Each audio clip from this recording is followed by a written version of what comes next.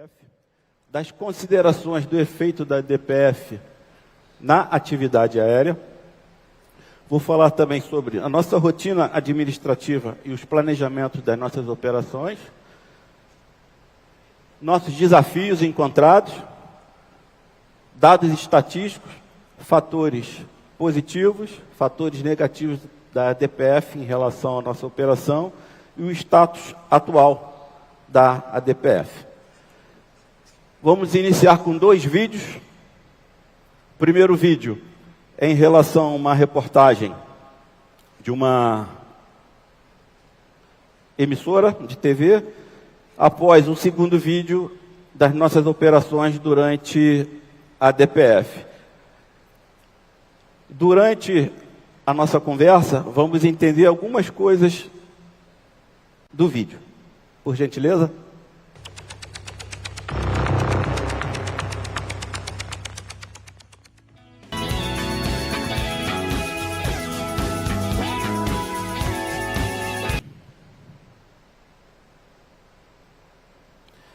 Pois bem, senhores, o vídeo mostra muita arma. Não só isso caracteriza uma exceção para a atuação. Não, vamos começar aqui com a nossa origem da ADPF. A ADPF é a arguição do descumprimento de um preceito fundamental. Tá? É uma ação judicial que visa corrigir atos do poder público que estão em desrespeito a um direito fundamental.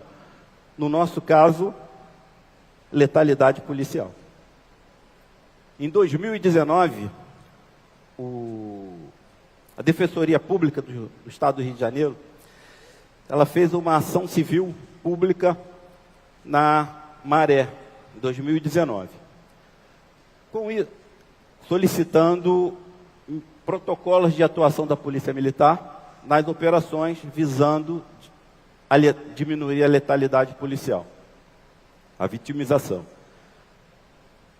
Com isso, o Partido Socialista Brasileiro, junto com algumas ONGs que defendiam a população dita mais vulnerável, e eles escreviam negros e favelados, entraram com uma ação no Supremo, porque a DPF ela só pode ser julgada no Supremo. O ministro da época da pasta era o Edson Fachin, e ele concordou com os termos e baixou a DPF 635, no qual tinha protocolos a serem cumpridos.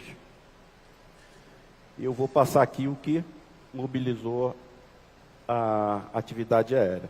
Então, senhores, polarização política, basicamente, visando diminuir a letalidade policial, e as ONGs solicitavam uma mobilização social, que essas pessoas tivessem mais chances de progredir.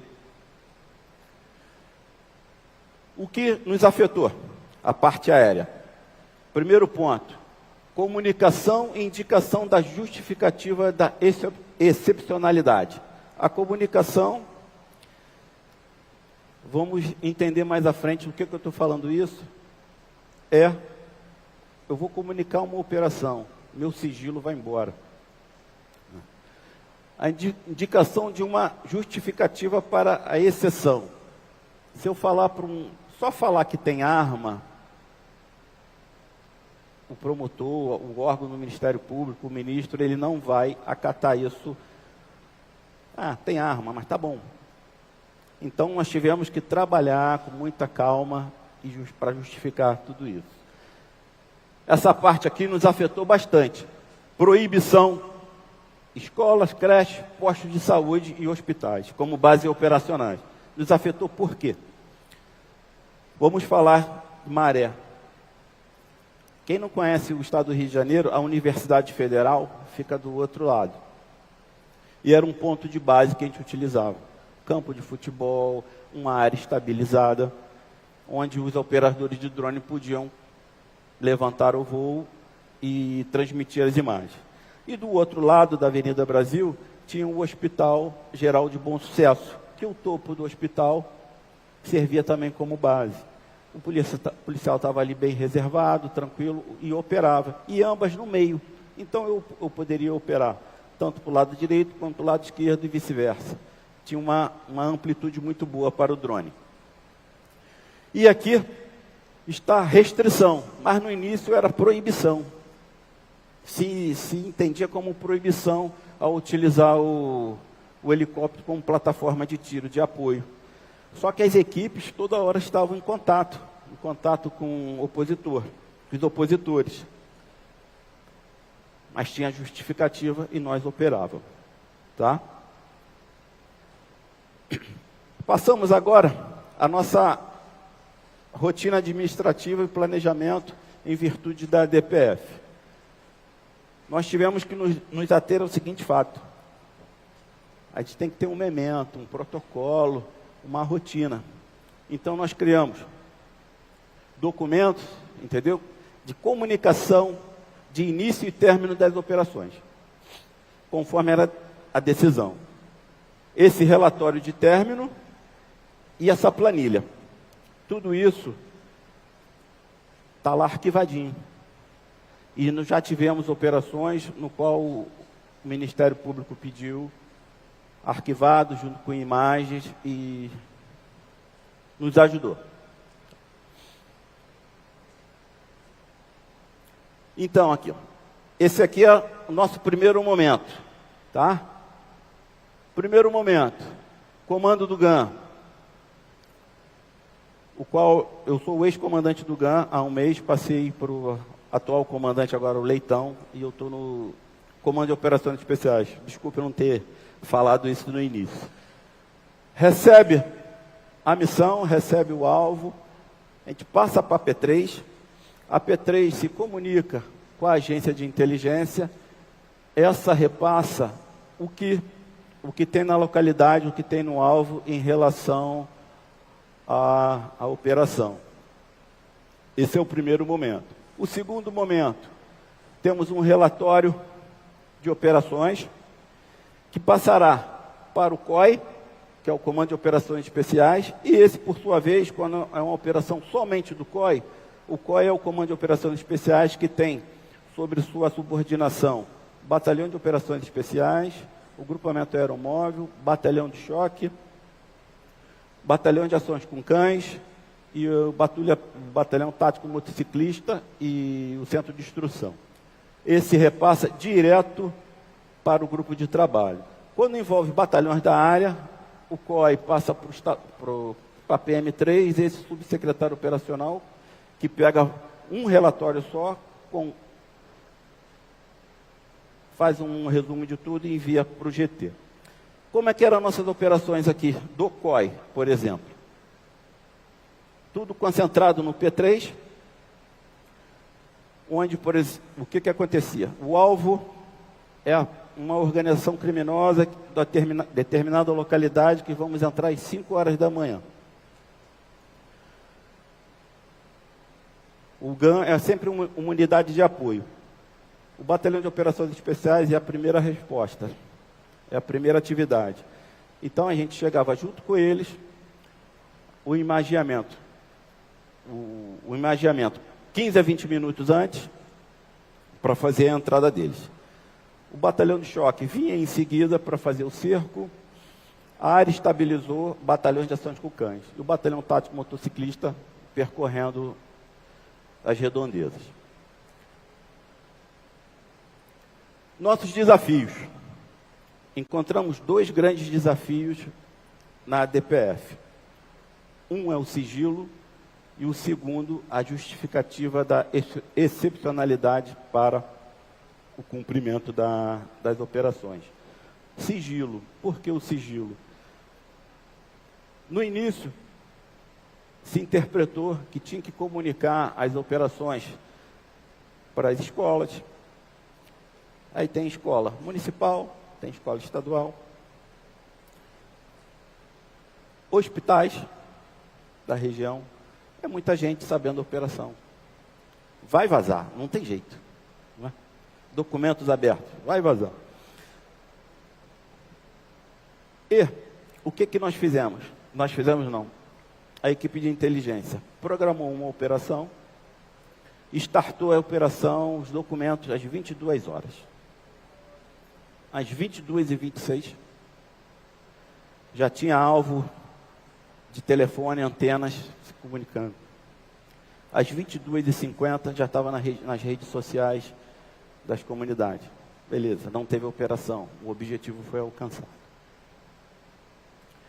Antigamente não. Antes.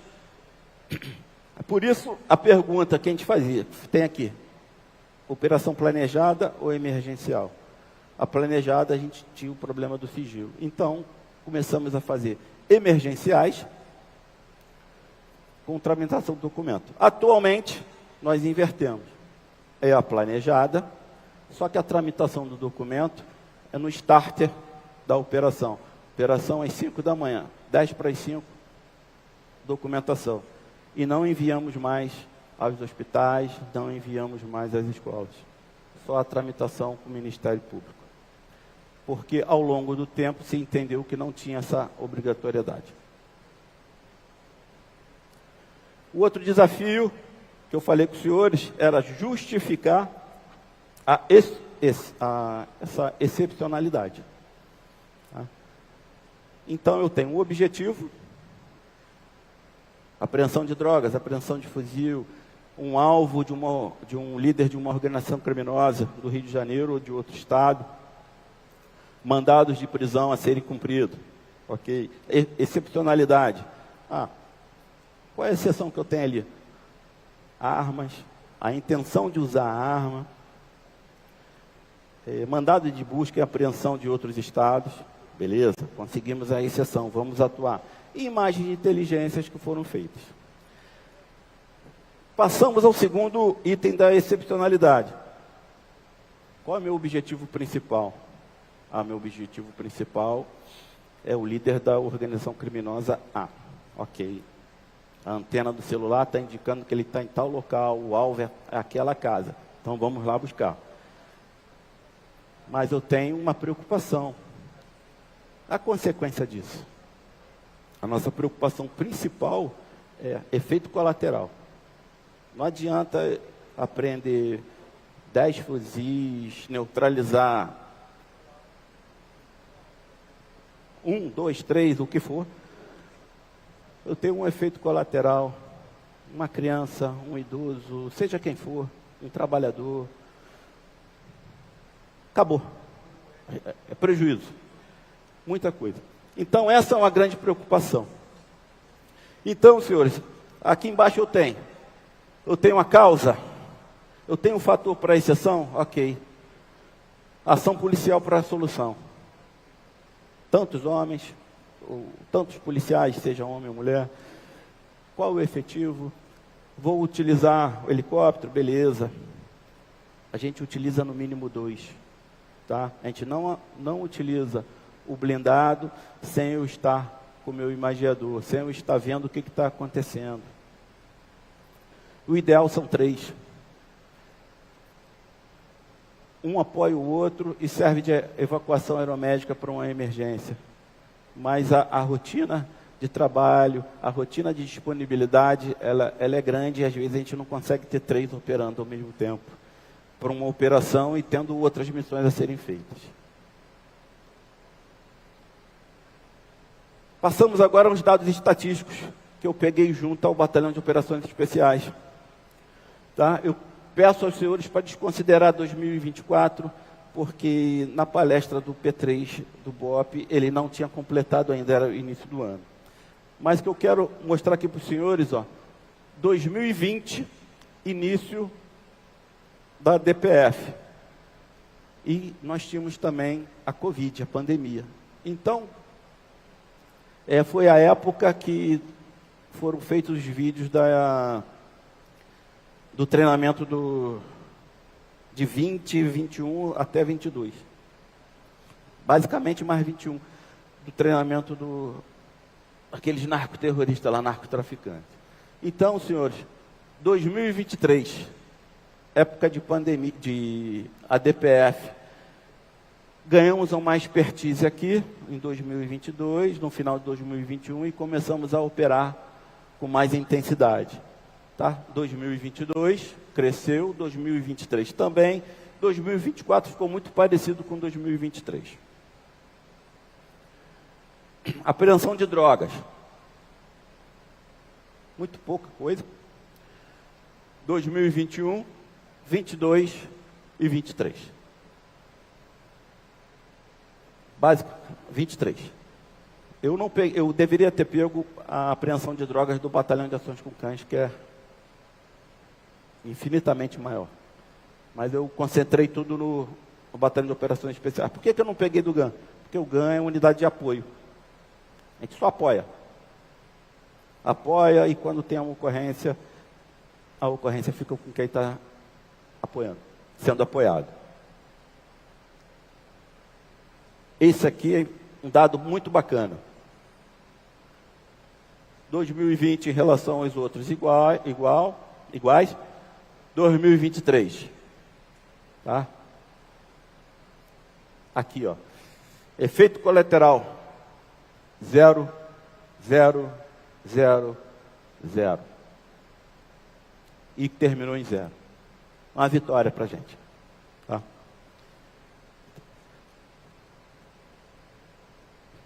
Dados estatísticos de tiros nas aeronaves. 20 tivemos 1. 21 nenhum, graças a Deus. 22 e 23, 4. Não tivemos mais em 2023, que ela baixou. 24 foi 1. Não tivemos mais, porque não operamos. Ficou baixada bastante tempo. 25. Já tivemos 3. Está baixada. Espero que não aconteça mais, mas está difícil.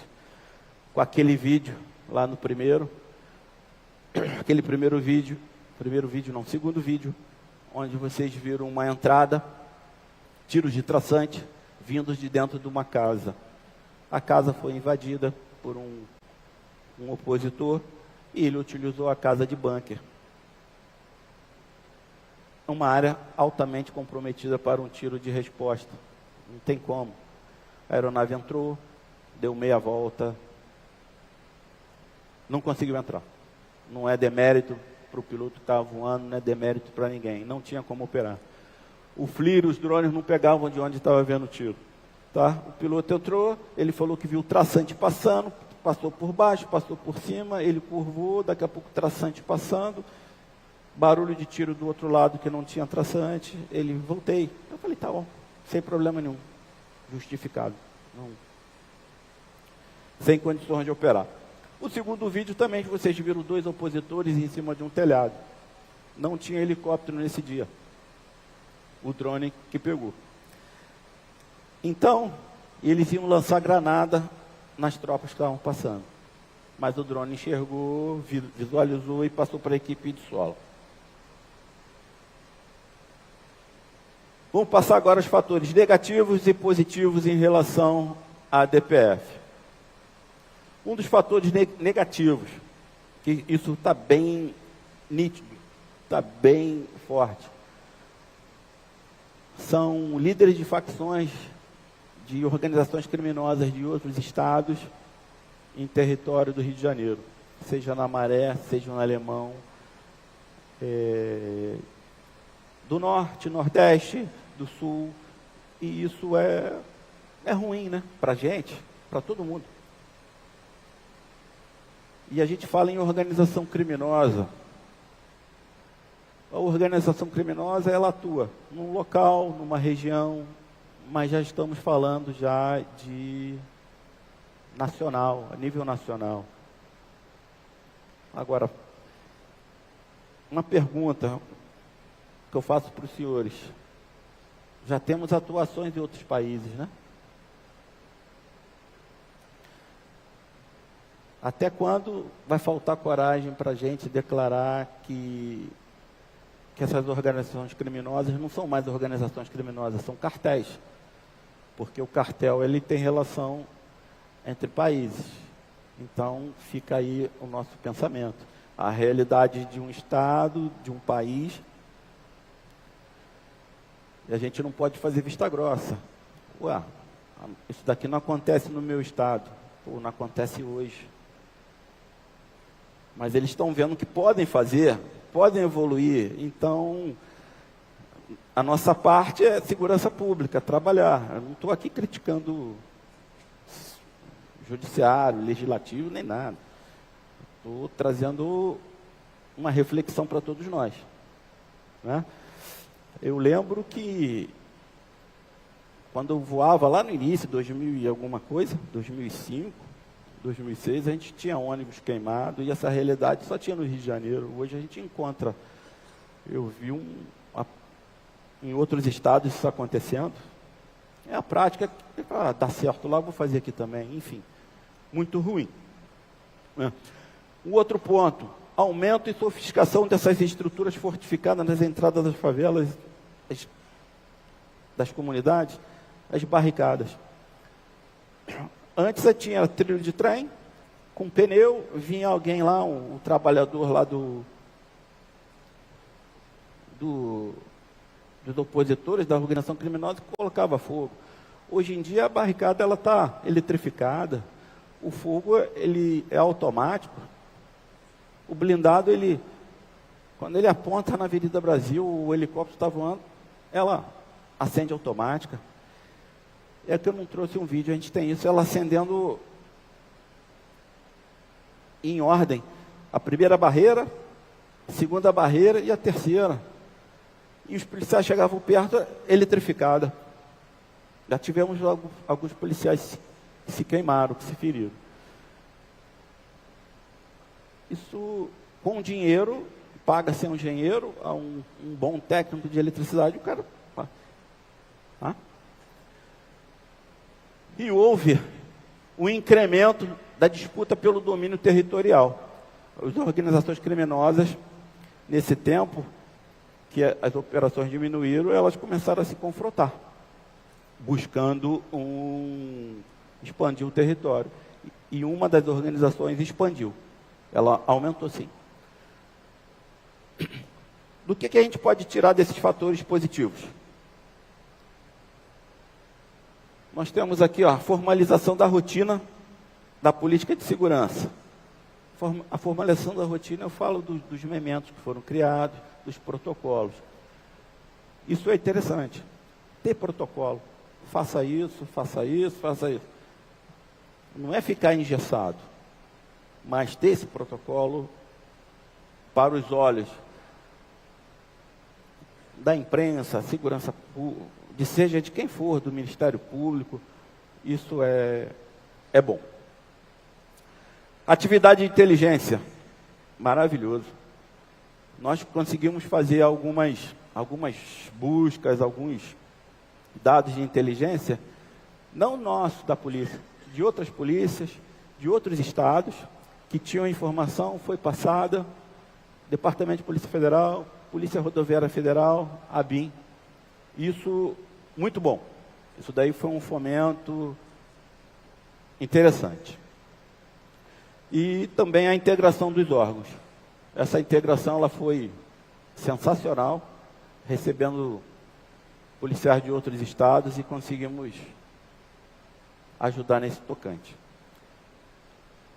E eu destaco aqui a aproximação com o Ministério Público. Tem estado que tem a sua particularidade, está o Ministério Público aqui do lado, amigo e tudo mais. No nosso caso, é meio a meio. Tem uns que são contra, tem outros que são a favor. Então, com as imagens, chamando o Ministério Público para participar das operações, não embarcado, mas no Centro de Comando e Controle, vendo a operação em loco, participando do planejamento, vendo o quanto é difícil, o quanto é perigoso para a gente e para a população. o que a mobilidade da cidade ela é prejudicada. Então, essa aproximação para a gente foi muito interessante. Foi ótimo. E o status atual da DPF? Abril de 2025, do corrente ano, ela foi julgada. Tá? Tivemos o fim da restrição ao uso de helicópteros. Não precisa justificar a utilização. Fim do critério da excepcionalidade. Não precisa mais justificar. Continuamos ainda com algumas medidas de comunicação, ao término da operação, relatório, tudo com o intuito de diminuir a letalidade e também preservar a vida. Mas o Partido Socialista e Liberdade solicitou um novo pedido em se tratando do uso de helicóptero, o uso de aeronave. Foi pedido em junho, não foi julgado, não sei em que pé está. Só sei que eles fizeram esse pedido. Então, senhores, essa é o que nos afetou basicamente na DPF, tá bom? Nessa arguição, descumprimento do preceito fundamental. Eu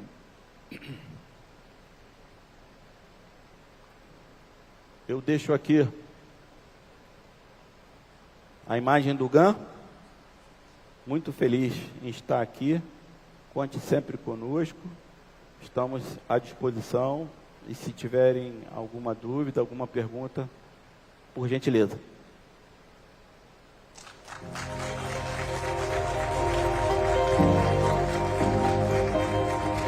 Espero ter ajudado aos senhores a compreender o que a gente passou e espero também que nenhum Estado passe por isso, porque a responsabilidade jurídica para quem está comandando, para quem está determinando algumas ordens, ela fica, o respaldo, ele fica complicado, ele fica ruim. Muito obrigado. Gostaríamos de agradecer profundamente ao Tenente Coronel Marcelo Vaz por sua brilhante palestra, que certamente enriquece e amplia a nossa compreensão sobre um tema tão importante para a aviação de segurança pública. Para materializar esse momento, convidamos o Tenente Coronel da Polícia Militar do Distrito Federal, Derossi Chimenez, para fazer a entrega de uma pequena homenagem e reconhecimento ao trabalho aqui apresentado.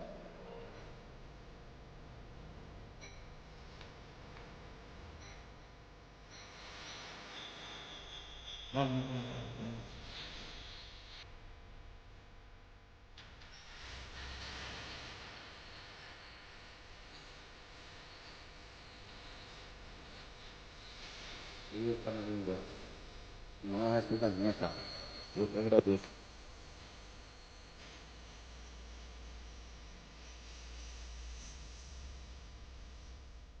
Dá-lhe o camarada. Bonito, hein?